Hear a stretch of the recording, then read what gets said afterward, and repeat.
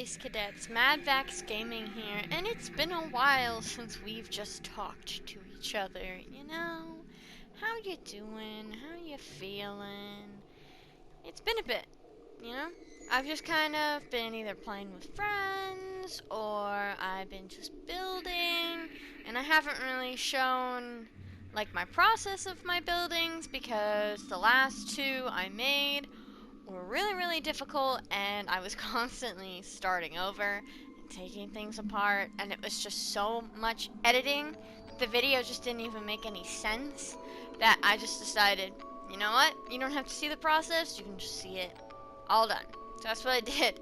I just would build them, and luckily my friends were on too, and they were helping me out, and yeah, it was tricky. I didn't think Coraline's house would be that hard, because I've built many houses, and I did not realize how many ins and outs that house has. And you guys know that roofs are not my strong suit, so struggling. But anyway, that's not why you're here. You're here most likely because you read the title of this video. And even if you've read the title of this video, I said it once, I'm going to say it again. Do not watch this with me if you do not want any spoilers. If you don't care about spoilers, feel free to keep on listening. But there's going to be movie spoilers, book spoilers, and game spoilers. We're going to be talking about all kinds of stuff today. And if you're okay with that, continue. If not, this is when you should leave. Okay? So, the reason I'm on Security Breach Ruin, which actually we can just go ahead and get started, before we get anywhere, I guess we'll do profile 2.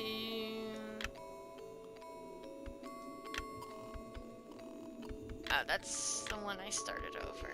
Profile 3 is the one where I have everything.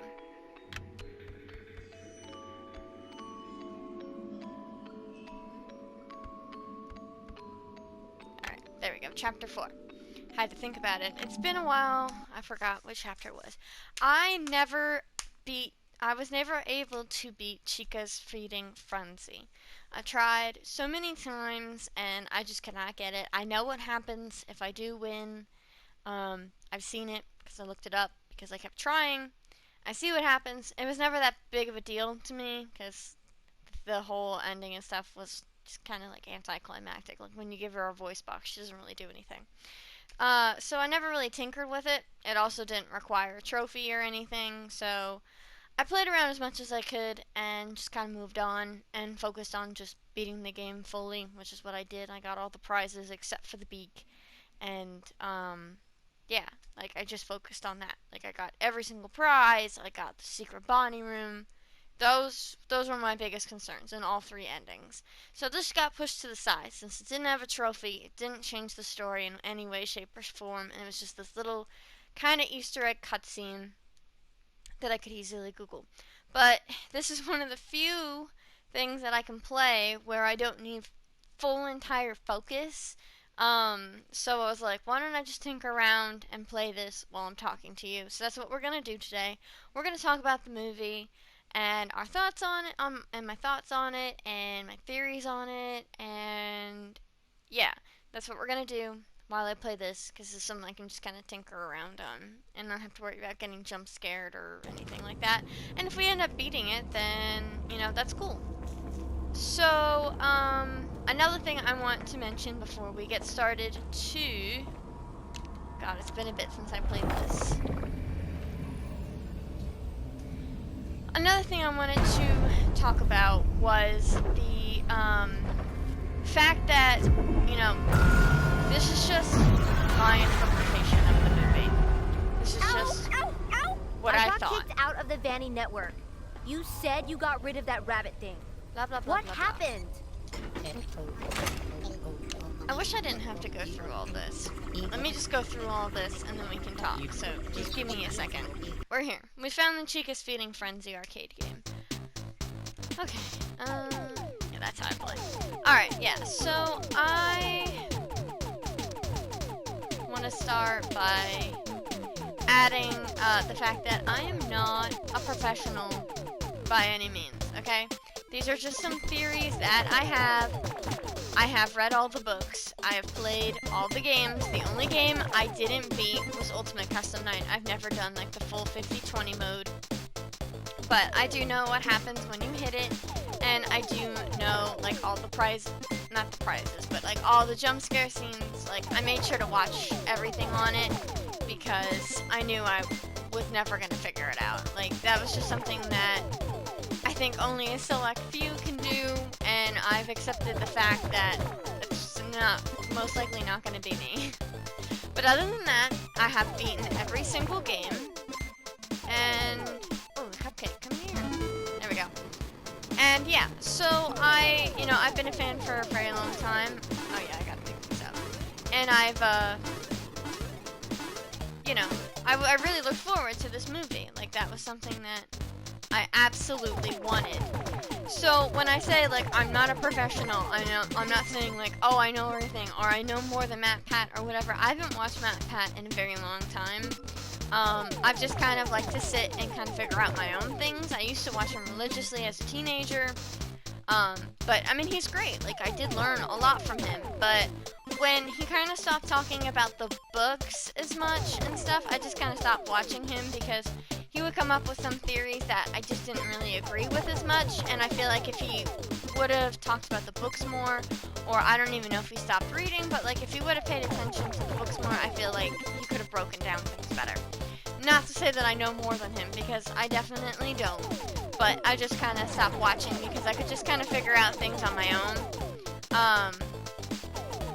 And I just kind of have my own theories and stuff. But it was amazing to see him. Like, when I saw him in the movie, I immediately, right away, knew the voice. And I looked and I'm like, it's freaking Matt. So that was hilarious. But, yeah, so I just want to, like, put it out there that this is just my interpretation of the movie. My thoughts on the movie. Like, I don't need any comments bombarding me or thinking that, like, I know better than anybody else or anything to that effect. This is just me and what I'm thinking about, and I just thought we could talk about it. So I think the best way to break it down, like if we're ready to start, the best way to break it down, oh, I forgot I have special food, is I think we'll talk about character by character of the movie, and kind of talk about how I think some things are related, some things aren't, blah blah blah blah blah. So, one thing I would say is, I guess we'll start with William Afton, who is also the job coach. I can't think of his name off the top of my head because he uses a fake name in the beginning, which I assumed right off the bat as soon as I saw it, that because him using a fake name is not much different than in the first book, Silver Eyes, when he just pretends to be this casual janitor, just so he can basically lurk around and still murder people, and obviously he, loves it there. He loves watching the children essentially suffer forever, is what it really comes down to. So, Matthew Lillard did an amazing job. Like, he absolutely did. I was a little nervous because I didn't want him to make it into, like, a joke. Like, I knew it was a type of movie that could not be 100% serious, but I also knew that it was a movie that I didn't want it to be a whole entire joke, because it is a serious deal. Like, kids were murdered and all that. So I was a little nervous. Like, even though I loved him in Scream, I loved him as Shaggy and all that, I was like, I just hope he doesn't make too many jokes. And he didn't. Like, he was perfect. He was literally perfect. And I would say my only problem with it is I wish he was in the movie more. Like, I feel like we were totally robbed of Matthew Lillard. And, like, I will say I was absolutely shocked when I saw that we actually got to see him die in the spring trap, like, the spring lock suit. I mean, that was amazing. Like, we always knew about it to some extent, but we never, I'm gonna die, but we never actually saw it, per se. Like, we saw, like, the weird little cartoon of it in Five Nights at Freddy's 3, but that was it. Like, and, we read about it, but to actually see it was, I mean, literally amazing. So I am, like, hands down, that animation was great. I would have liked that scene to even last a little longer, because I just thought it was amazing. But other than that, I was so happy with it. And his costume was fantastic. Everything about it was fantastic. The way he did his voice. He was Afton. He was literally William Afton. And I'm so happy with it. So that's really all I have to say about him. Is that he was just a fantastic William Afton. Okay? My only complaint, I would say, with his character design, unless it's coming out, he has no motive right now to want to kill all those children, right? Because we know in the games, the reason he snaps and starts murdering children is because 2 out of 3 of his kids die. And particularly the first son dying is what really caused him to snap. So, if you've never played the games, in the games, William Afton has 3 children. Michael, which yes, I know, that's confusing, but we'll get to that later.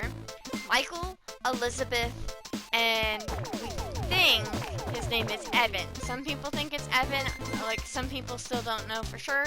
I still just kind of refer to him as Evan or the crying child. Those are his 3 kids. Michael accidentally kills his little brother by sticking his little brother in a Freddy Fazbear suit. Okay? And the reason why his little brother and Michael and the family was always there is because William Afton worked for Henry Emily. Henry Emily is the one who built the original Fazbear Diner, the first pizzeria, and he built the animatronics. And Afton helped them, and they worked together, and they were partners, right? So Afton was always there because he worked there as Henry's partner. And basically, Evan was afraid of the animatronics. And one day at his birthday party, Michael and his older bully friends, because he was the older brother, so they were all teenager bully friends, decide they're gonna prank Evan and stick his head in the original Golden Freddy costume. There was Golden Freddy and Golden Bonnie, so the yellow rabbit and a yellow bear. And they stick his head in the Golden Freddy, and Golden Freddy's mouth clamps down and crushes Child's skull, and he dies. Okay? So, basically, Michael has, forever guilt from this. Afton is crushed, loses his mind from losing his youngest child, and essentially wants everyone to hurt, just like he did. And the first person he goes after is Henry Emily's daughter, Charlie. That's the first child to die, okay? And she is the marionette puppet from the second game. She haunts the marionette puppet, which obviously she's not in the movie, unfortunately. And they don't mention Henry at all, but they also don't say that Afton built the place. So he was talking about the owner, but he never addressed himself later as the owner when we find out who he is. So Henry could still be part of the picture, we just don't know it yet. I don't know. But yeah, so those are his children in the game. So obviously it's a little different in the movie so far. Oh jeez. So, where was I? Oh, okay, yeah. So there's no motive in the movie, right? So he snaps, starts killing kids, says, hey, I like this. I want everyone to suffer, and I'm gonna kill children. Puts on the suit and kidnaps kids. Kidnap those 5 kids like we've seen in the movie. And that's pretty much, the similarities there. But he has no motive in the movie that we know of yet. There's no motive at all. There's nothing that explains why he does it. And it's just his daughter's just which the daughter's completely different in the movie, but his daughter's alive in this one, and she's just oh yeah, he kills, So she just let him got away with it this whole time, and she's a cop. She's the worst cop ever.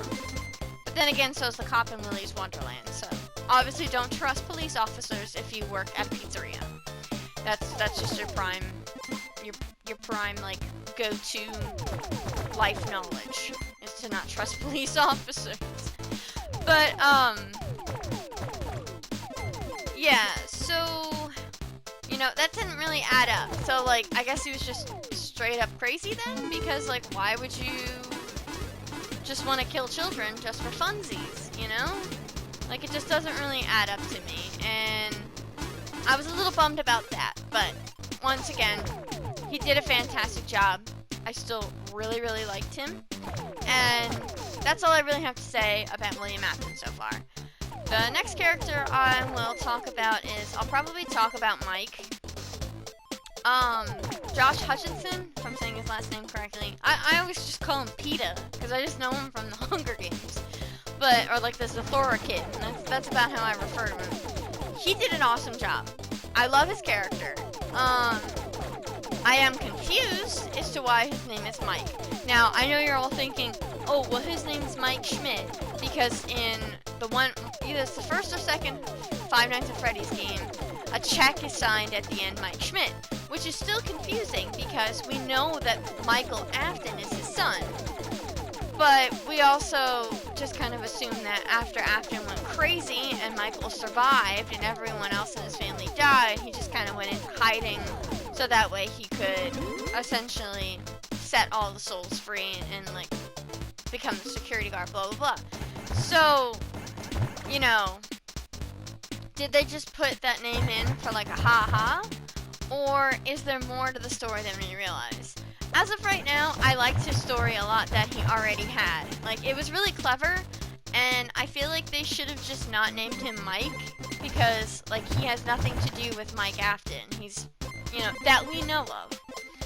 So, I really liked the story of, like, his little brother went missing, and he just feels, like, super duper connected to the place, and then he starts to realize that his little brother probably went missing by whoever kidnapped those kids, and here his little sister actually talks to the ghosts and all the stuff. Like, that was so cool. I loved all that. I loved going back in time and like his little dream flashbacks, everything. That was great. If that's just his story and he's not going to have any ties to being Michael Afton or anything like that, his story was great. But there was never like an aha. Like, he finds out that Afton was, like, the guy who hired him, but he doesn't even have, like, a shocked look or anything. Like, and, like, he never even got to resolve the dream. Like, I thought the dream was eventually going to take us to the car then, and then he realizes that he did actually see him and remember him. So I guess he never actually did remember him. And, you know, obviously, we know that one animatronic kid is bad, and was tricking him in, because obviously he wasn't going to give him his brother back, so it's just tricking him into killing him, and that's pretty much all we know from that. So it's like, if that's just his only story, then it's just like, he didn't seem that shocked then, when it was like just straight up his boss. Like, I understand he was hurt, and he was kind of unconscious for a bit and stuff like that, but it still was just like, it was very anticlimactic. It was a very anticlimactic aha. And I was kind of bummed about that. But, in all honesty, I don't think we're done with that. I don't think Michael's story's done. So hear me out. If Michael is not, like, just some random character that happened to go there and happened to get hired by Afton, because Afton recognized his last name and realized he'd already killed his brother before and thought it'd be fun to torture him as well. If that's his only story, you know, like I said, that's fine. But there is still a possibility that he could be Michael Afton. So, like, hear me out. So I was thinking about it, okay? Now, we know that in the games, Michael went through some serious trauma, just like this Mike as well. But Michael Afton went through some serious trauma. He saw his brother die. He basically was the reason his brother died. Then his sister died because of his father by accident. She died from an animatronic his father created to kill children. And then his mother committed suicide. So he's had a very messed up life. And we also know that Afton basically went into hiding.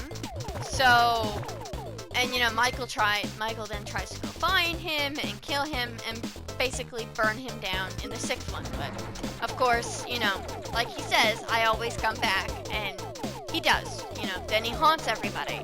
He's unkillable. No matter what, they manage to bring him back. But what if, in this particular movie, all of that happened, okay? So, like, his you know, his little brother died because of him. And, you know, maybe he had another sister and she died too. And, you know, his mom killed herself and Afton's his dad, okay? they are constantly stressing in this movie about how he needs to unlock memories from his past. He needs to go into his past. And, you know, when you're watching it, you just think, oh, well, he needs to go into his past because he needs to try to remember how this little, you know, how his brother got kidnapped, who this person is, blah, blah, blah. But like I said, he never does unlock it in his head then. He never can actually remember what his face looks like.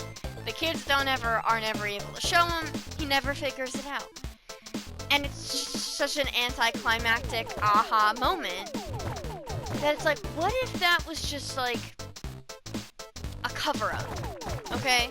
Because we know in the series of, so the very first series, the 3 books, Silver Eyes, Twisted Ones, and Fourth Closet, we know in this particular one,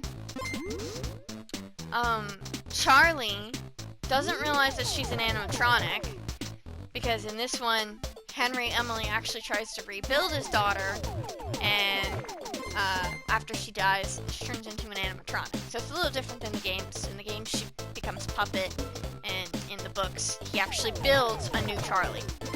And she doesn't know she's an animatronic, because after that's when Henry kills himself, and she never knew about the whole Afton thing. Like, she knew that some kids went missing, but she didn't know who it was. They break into the pizza box, blah, blah, blah, blah. And it's a whole entire series. And throughout the series, she starts to get these memories and see newspapers about somebody getting kidnapped, like the first child to get kidnapped, in the supply closet.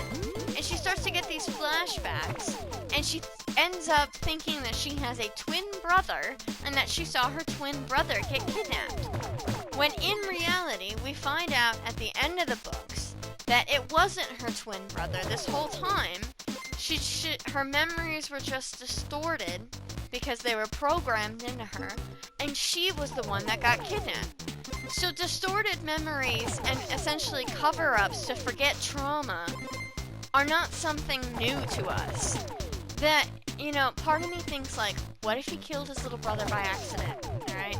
And then the dad snaps, Afton snaps, kills everybody, okay?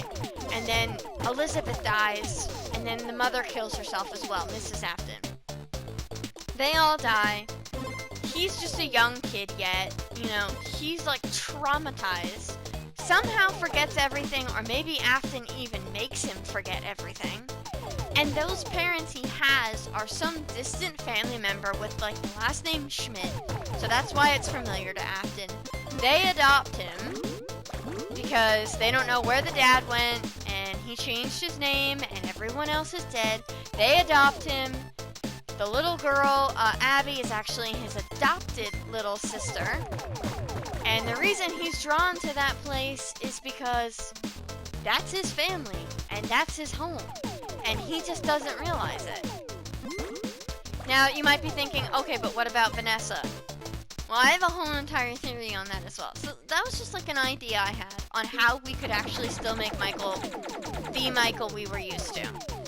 Like I said, just an idea, you know. Obviously, it's a little out there, but it doesn't mean it's impossible. So that was a theory I had on Michael. The next character I think I'm going to move on to is Vanessa. So, Vanessa's a name that we, as a Five Nights at Freddy's fan base, know all too well, right? We know that name.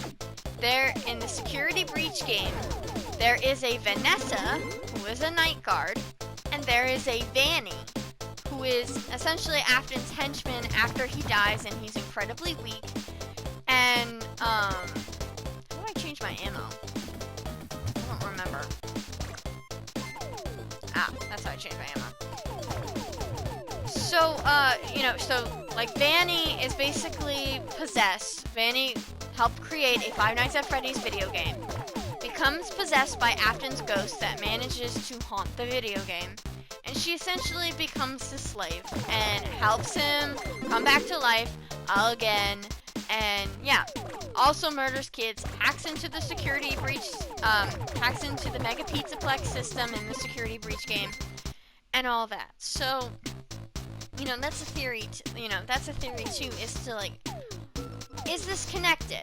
Because in the games, we never really know for sure if Vanny and Vanessa are the same person. They have the same name, but we don't know for sure if they, like we see a blonde girl in one of the possible endings that kind of looks like Vanessa, but they never say for sure. And it just seems too convenient. Or if it is the same person, I don't think she realizes that it is. Like, she might even have split personalities. I don't know. But it seems like this Vanny has a different job than Vanessa, because we can hear her recordings. And also, if you don't know about the whole security breach game, that's way into the future, like current time. So it's not in the 80s or 90s, like the time period we have of the movie, which is also confusing because it's like that's not the Vanessa from that particular pizzeria. That would be a security guard in a future pizzeria in current time. But it's just weird that they have the same name. And then I was kind of thinking about it. And once again, she really could be the Vanessa and or Vanny for sure, that we know about in the games. And the reason is because in the security breach game, which if you ever want to watch like my security breach gameplay, I have a whole playlist on it. You can watch the whole entire security breach game. In the game, you find all these CDs towards the end, and you essentially read them all, like you listen to them, and they're all therapy sessions. And in the therapy sessions, it's constantly Vanessa, but then every now and then it switches to somebody else. Like, you can tell that they're not always talking to Vanessa. Like, you know when it's Vanessa, you hear Vanessa's voice, but then she's talking to somebody else sometimes that acts different. And I think that's when she's talking to Vanny, who is either a different person or when her split personality comes out. And in those recordings, we find out that either Vanny or Vanessa, which I'm pretty sure it's the Vanny one, lies about her childhood. She says to the therapist that she had a horrible childhood and like that she was messed up and her parents were awful and all this stuff. And here it's a big lie. The therapist confronts her and she says, like, why are you lying about this? You actually had a great childhood. You had loving parents and lived in a nice home. And, blah, blah. Like, none of that was true. Why would you lie? But the childhood she was just explaining was similar to Elizabeth Afton's daughter in the games.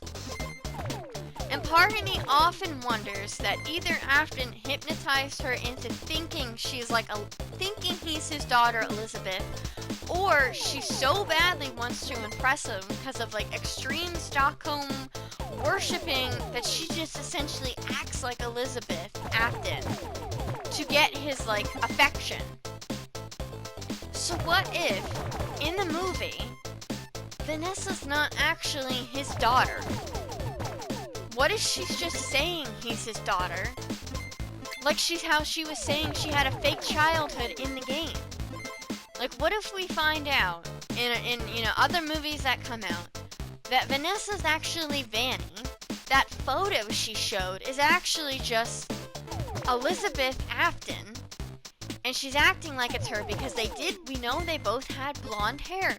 We know they both had light-colored eyes. She could easily look like that child as a young girl. That could be Elizabeth Afton before she died. And she carries around that picture because either she thinks she is Elizabeth or she's pretending to be because she just worships her. And she calls him Dad in the movie, but he does not once acknowledge the fact that is his daughter. The only thing he says is that she should be loyal and that he lost her loyalty like the others had, and just essentially treated her like one of his little henchmen, and never once acknowledged the fact that was actually his daughter. And I find that interesting. So it's like, right now she's in a coma, she got stabbed. She could come back completely messed up. And she's already very clearly messed up. She's known for years that he's been murdering kids. Has had no problem with it. And and still worships the pizzeria, knowing that these dead bodies are inside the animatronics. Literally, she presses the Showtime button, and she's like, oh, let's dance. You want to dance? She knows there's dead kids inside them. She knows this, and she just wants to dance with them and chill out. She's way too attached to the Pizzaplex. She's way too attached, not the Pizzaplex, I'm sorry, the pizzeria. Pizzaplex is later. She's too attached to everything there. The animatronics, pizzeria, Afton, all of it. And yes, obviously she grew up there, she'd be attached. But any person with some morals, I feel like, would find this weird, unless she's just that messed up in general and she's just a really messed up kid. But she kind of snaps out of it, and, you know, she wants to save Michael and his little sister. So, you know, it's just, once again, another theory, but, like, what if she wakes up and she's, like, super duper messed up, even more messed up than she already is, and when he essentially, like, is going to be kind of weak, because he's not dead yet. We know he's not dead. He's just going to be severely injured. While he's severely injured and weak, she's going to work with him, and, or maybe he's even going to take over her while she's in the coma and hypnotize her, whatever. We know that he, like, hacks into her brain, the real Vanny. She could wake up and be the Vanny that we know. They could build this new pizzaplex where the pizzeria was and easily make that a second and third movie where that Vanny, that Vanessa is our Vanny, who's either Vanessa and Vanny combined or it's two different people. Like, it could work. I don't think that she would actually be good Vanessa if there is a good Vanessa. You know, that's still, like, it's still hard to decipher if Vanessa and Vanny are the same person or not. We still don't know for sure in the games. But if they aren't the same person, I don't think she's the good Vanessa. The whole entire time I watched it, I knew she was going to be bad. Which, you know, she kind of was. Like, yeah, she helped save them then, but she was bad. Like, you know, she let it go on all this time. So she's messed up. She doesn't have a whole entire conscience like she acts like she does all of a sudden at the end. Where she just all of a sudden cares and she's just like, oh, this isn't okay. No. She's messed up. So if she's gonna be any Vanessa, it's going to be Vanny, who's or Vanny and Vanessa because of split personality, or she's just straight up bad Vanny, and there's gonna be another Vanessa who's good to trip you up. And, you know, like, that could very well be a possibility. Again, maybe it sounds like a bit of a stretch, but so is just the Fnaf, like, history. It's just a massive nightmare of craziness, but it's like, it's far-fetched, but we don't even find it far-fetched, because they really put a lot of detail into it that it really does make sense when you sit and think about it. So, you know, these are just some theories. What else should we talk about? Oh, well, it's fairly obvious that the striped shirt little boy was not Freddy. That was not the Freddy child, you know. The little red-headed boy with the hook, that was Fritz. You know, we learn of their names in the books and the games. The books and games always have it that that's Fritz, and he's Foxy's a little redhead boy. So we know that that's Foxy.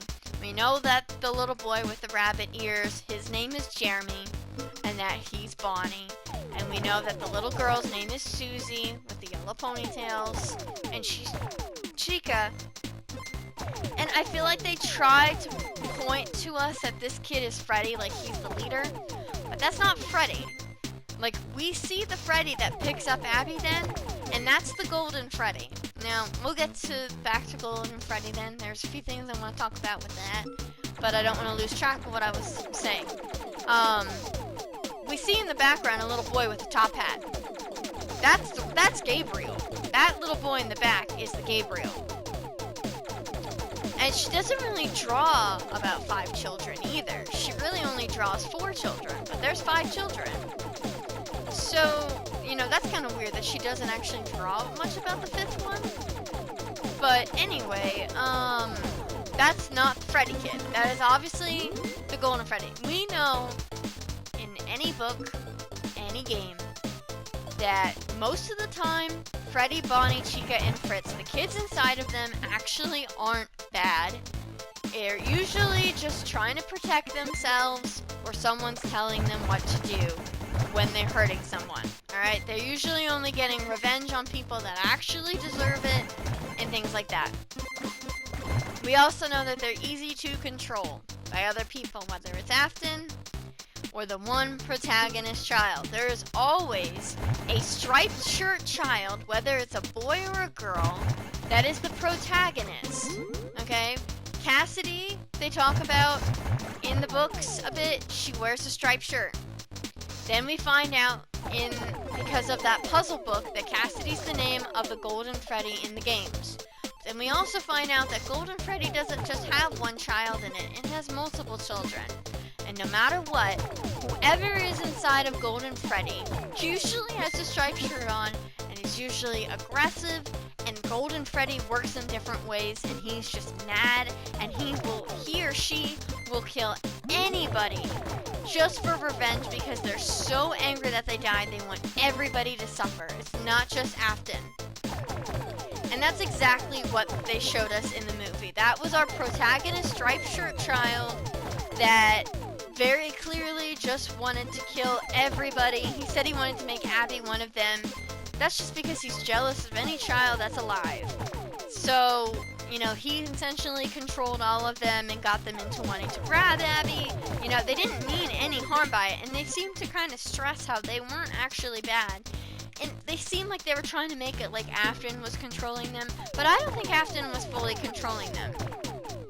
Especially because when she draws that picture of him killing kids, she doesn't have to tell the striped shirt boy that he died.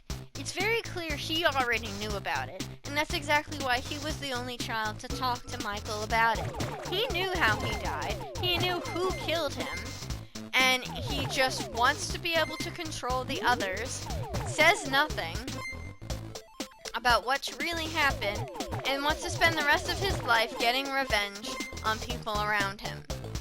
The only thing that's strange is how he's kind of left Afton alive this whole time, because we know that no matter who was in the suit, they're usually trying to get revenge on Afton.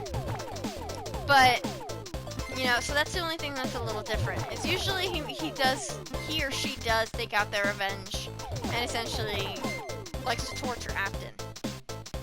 So that's the only thing that's a little different. But when she draws that picture and they all realize, like, what happened to him, he's not in that picture. You know, his animatronic doesn't come out and do anything and is a part of, like, you know, kidnapping or anything. The only time his animatronic comes out is to come pick her up and kill her aunt. Which, once again, that was it. You know, the other animatronics killed those robbers, but they were breaking in and smashing the place, which, you know, maybe they shouldn't have straight up murdered them, but, you know, whatever. Like, they still were bad people. He straight up killed her aunt, and obviously she wasn't the greatest person in the world. She wanted to try to take her away, whatever. But all in all, she was not a villain, and, like, he just straight up murdered her. And, like, this kid has some serious issues. The only thing that's kind of confusing to me is the Freddy that he brought with him that took Abby, or not really took, like, had Abby come to the pizzeria, was just very different than the Golden Freddy that we're used to. There always is a Golden Freddy. The Golden Freddy usually cannot walk.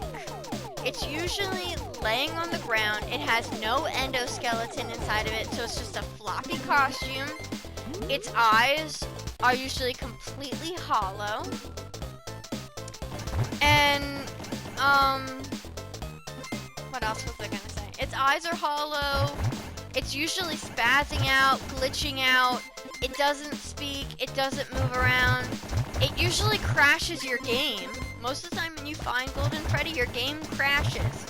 Because it's just like, it's super evil and it's just constantly raging and it's just possessed this suit. Because it has so many dead kids inside of it. So the fact that that was our Golden Freddy and, like, it walked and it wasn't really that yellow was a little confusing to me. I was like, oh, that's our Golden Freddy? Okay, like, I didn't really like the way the Golden Freddy that looked that much, but I still understood what was going on. It was just weird to me how, like, it actually walked and stuff. It was very different. But, you know, sometimes people make changes to stuff, and it was just kind of different. Yeah, so, but other than that, I think the kids and stuff were awesome. Like, I loved the kids that they picked. They looked exactly like the descriptions in the book, like how I pictured them. And, you know, it was really, really cool. I just loved, I loved the kids that they picked for it. I did not really like Abby. I found her annoying. And quite frankly, I just wanted her to get shoved in that suit, which, by the way, kind of looked like Baby or Ella. It just kind of reminded me of that Circus Baby look, which I think also kind of leads us into the fact that maybe Circus Baby exists, because why is that animatronic so baby doll clowny-like? Another thing to think about. Just a little convenient that this old animatronic happens to look just like the baby forms of the old animatronics in the 5th game that we find out was one of the first pizzerias to open that afternoon. Kind of a coincidence. But anyway, I thought the kids were cool, but I just could not stand Abby. I was disappointed too, because I really liked when it seemed like the animatronics were going to be good, and that the only protagonist that was going to come out eventually was Afton. I was really bummed when they did turn bad. Like, you know, if they're going for them, like, actually not being bad, and here it's whoever the striped shirt kid is controlling them and Afton, and they can't help it, and now that they know the truth, they're gonna be good. Like, I guess that's okay, but I just really liked it when they were kind of good in the first place. Yeah, they hurt the people that broke in, but, like, they were building a fort and, like, all this stuff, and it was just really cute, and I just really liked that segment, and I was kind of bummed when it just immediately went south, because I would have loved to see it go with more than that, and them all just working together then to get rid of Afton, instead of that smig in the middle where they just straight up beat up Michael and like try to kill Abby. I was a little bummed about that. But at the same time, it was kind of cool that they wanted like straight up shove her in a suit and stuff like that, so, you know, like, there was some things I liked about it, but it's like, I did kind of like the idea of them just being good, because it is kind of weird, like, when they murder people, because it is kids. Like, it is, I mean, it's like, it's really messed up concept, you know, like, seeing kids murder people. Like, even though I know they're in animatronics, they're still young children, so it's just kind of weird. But, you know, dark and absolutely maniacal and evil is pretty much how Five Nights at Freddy's goes, so we're kind of used to it. But I just like that little possibility at first that they were going to be good, because they're freaking adorable. Like, they did the most amazing job creating them. Words cannot express how much I love the way they performed and everything. Fantastic job, honestly. 10 out of 10 on the animatronics. Let's see. What else did I want to talk about? Well, so, like, different theories on just the fact that, like, why Afton was just a straight-up dude that hires people, like, just a job coach in general. Some people that I had talked to when they were watching it said that they thought that, like, he was, like, Michael's job coach this whole time, so they were like, why didn't he realize the last name then? I don't think he was always his job coach. I think he finally went to a job coach because he lost so many jobs, and this dude's like looking over his resume and everything that's gone wrong, and then all of a sudden he hesitates, sees the name Schmidt, and he's like, I'm gonna send you to Freddy's. I think he works as a job person because A, he has to be in hiding now, and B, he just likes to send people over there to basically get sacrificed, take care of the place, keep the animatronics under control, and quite frankly, I just think he likes straight up having people die, so he just every now and then sends somebody over there. So it's the perfect job to hide in. Like, he can literally send people over there and, you know, pretend that he has no idea what actually happened, blah, blah, blah, blah, blah. I thought that was really interesting. I also love the fact that he was on the phone when he told Michael how to do the job, because we all know that he is the phone guy, and we answer that phone call, and it's like, hello, welcome to your first day at Five Nights at Freddy Fazbear's Pizza, where fun and fantasy come to life. So, I did love that. Also, I forgot to add, I absolutely loved when William Afton said at the end, I always come back, right when he put his head on. Masterpiece, honestly. It was perfection, because we know that quote all too well when it comes to the gamers. So, I love that. Let me see. Oh, the other thing I wanted to talk about if that Garrett, which I was trying to dig into my brain, was the name Garrett significant to anything in the books? I cannot think of anyone named Garrett at all. And what's confusing is, if he did kidnap Garrett and Garrett is there with the ghost or whatever, what animatronic is he in? I mean, I guess he did kill a bunch of kids and that there might be still some lingering, or maybe Garrett's even potentially inside of Golden Freddy as well, but it was just kind of like weird. So then like we never got to find out like where his ghost is. Are we gonna find him? Like, is his soul trapped there? Or, like I had said, does he even exist? And is that just like the Evan, and maybe his name's not going to be Evan? You know, I don't know for sure. But I can't think of a single person named Garrett. And I tried to Google it as well, and it does not seem like there's any Garys or Garretts in the Five Nights at Freddy's series. I found one Gary, and it said that he's in Golden Freddy. And then I looked in here, it was like a fan theory, or a fan, role play. And I was like, oh, somebody just wrote this story. This isn't even a real character. So, like, for a split second, I was like, oh, here's a Gary. And I'm like, no, the Gary wasn't real. So I can't think of anybody else that name's significant to.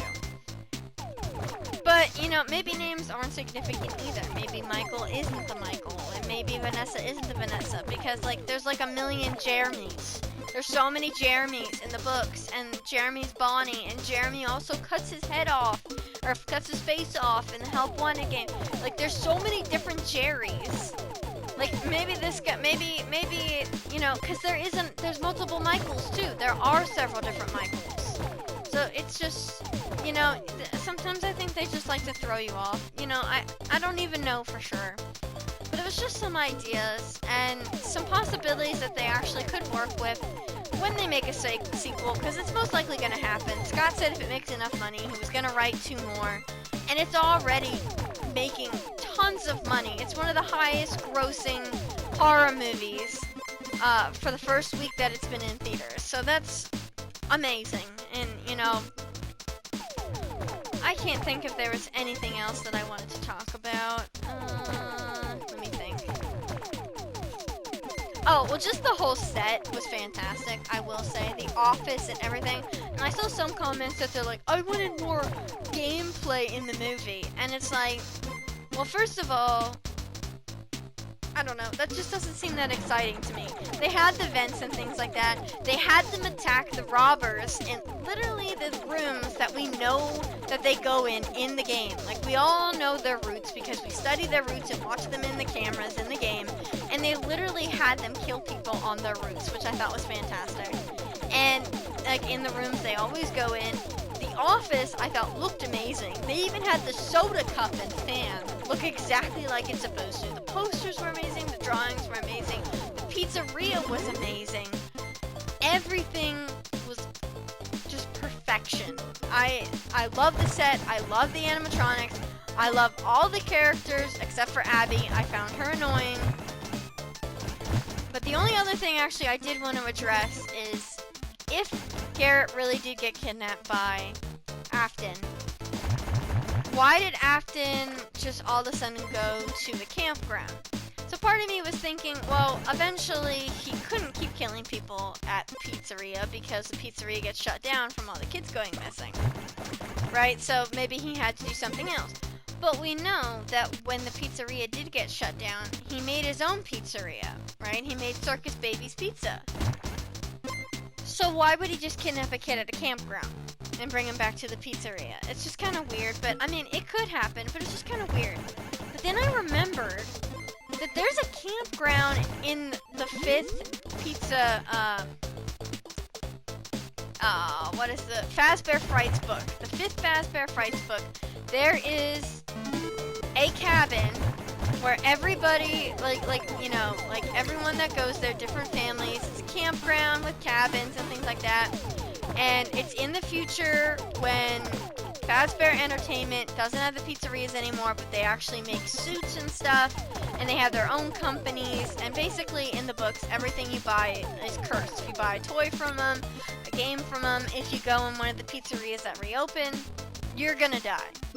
So, this campground buys a rabbit suit from Fazbear Entertainment. Somebody steals it and tries to break into this guy's family's cabin. Blah, blah, blah. We don't have to get through all that.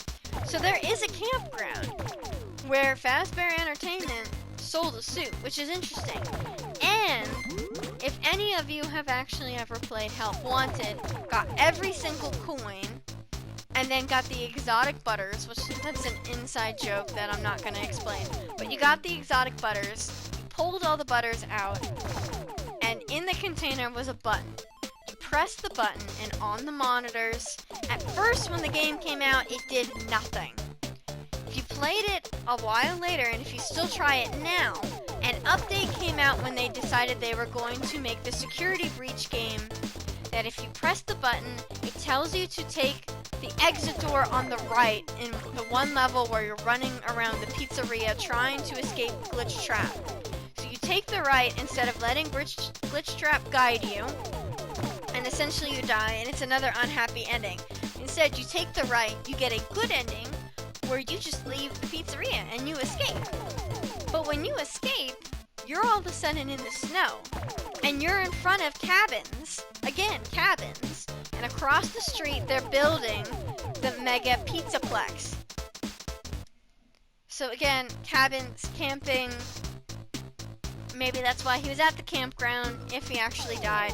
So that's another kind of connection that if Michael's a completely different Michael, and he's just looking for whoever killed his brother Garrett, campground kind of adds up because they're constantly pointing us to cabins for some weird reason. And I never understood what that cabin was because we never hear about cabins until that 5th book comes out. And I was just like, is this the same campground? Because that's just weird. That's the only time we've ever heard of a cabin. We know what Afton's house looks like.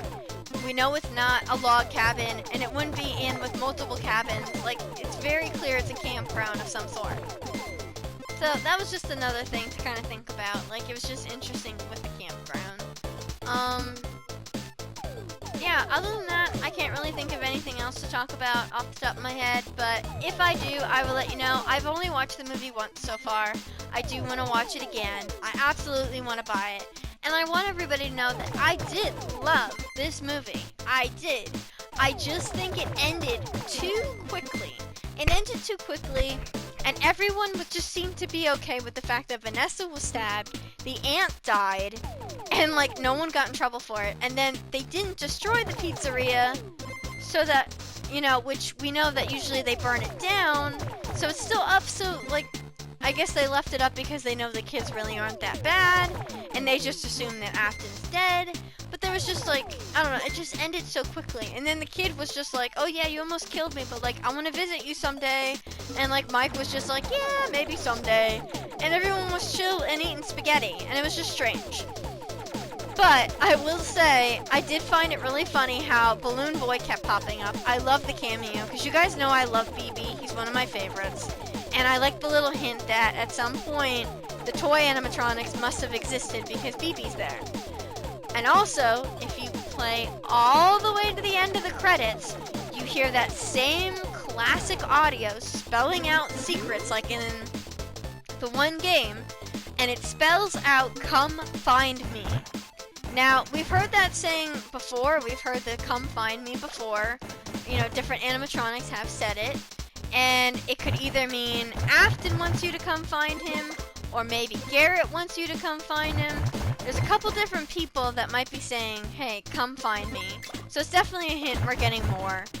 I don't know where they're gonna go, but these are just some ideas of what I have on where they could go.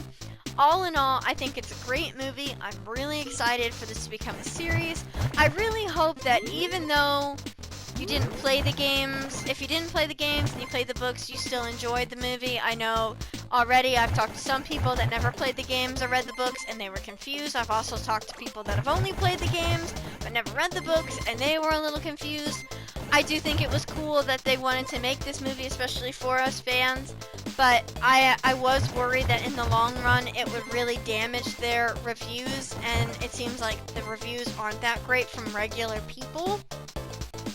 So that was a risky move, but at the same time, it's amazing that even though it was a risky move, the movie is doing fantastic. and it seems like non-fans actually do like it, even though it's a little confusing. And hopefully, because it's a little confusing, they then give all of you that are confused because you didn't play the games, or even if you did, you just didn't pay attention enough because it's a lot to remember. You get your justice of finding out like what's gonna happen, like what's happening, and that a lot of things are answered. But to be honest, if you're new to the fandom, you're never gonna get every question answered.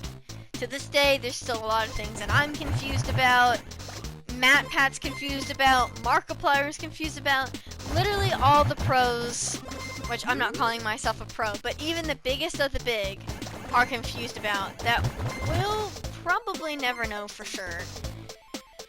Obviously, I cannot win this. I've never been able to win Chica's Feeding Frenzy, and tonight was not the night, but I also couldn't really focus because I was trying to remember everything I wanted to tell you. But I think the final summary comes down to it was an amazing movie. I had an amazing night. If you guys follow my channel, my Instagram, you saw that I had a little pizza party with my family, and it was fantastic. And I've waited so long for this movie, and it did not disappoint me. There was some things I just would have rather had instead of the other. I guess part of me was really hoping that maybe I got some questions answered that I've always wondered. I didn't get that, but I at least got to see things that I never got to actually see before, and that was like seeing him in the spring suit and seeing how it really worked, and instead of just trying to read like these like intense descriptions and things like that. And it was a great movie. I think they did an amazing job, and I'm in love with the animatronics, and I cannot wait for the other movies. And I'm obsessed with these games. I've been playing them for years, and I will probably always play them. I am not a hater when it comes to Steel Wool Studios then taking over and doing like Help Wanted 2 that's coming out, and I love Security Breach, I love Ruin, I love it all. I know that Scott doesn't always have his hands fully in stuff now because he wants to retire, but I think the people that um, worked really hard uh, and like listened to what he wanted did an awesome job, and I just love it all. I've loved every single book I ever read, and I cannot wait for more books. And all in all, I'm just a huge Five Nights at Freddy's fan, and I probably always will be. But thank you guys so much for watching. Like I said, none of these are straight up facts. These are just different things I noticed in the movies and things that I kind of interpreted. I'm definitely curious to see your opinions, but I definitely don't need any hate in someone telling me why I'm wrong over and over, because I'm not sitting here thinking I'm right. These are just some ideas I had. But I hope you guys enjoyed this video. It's definitely something a little different. Thank you guys for all the likes, comments, subscriptions, support, all that. We're getting really close to 2,000. It'd be awesome if we get there. Um, yeah, I think that's all I got for you guys today. So if you hung out this long, thanks a lot for joining, and I will talk to you guys later.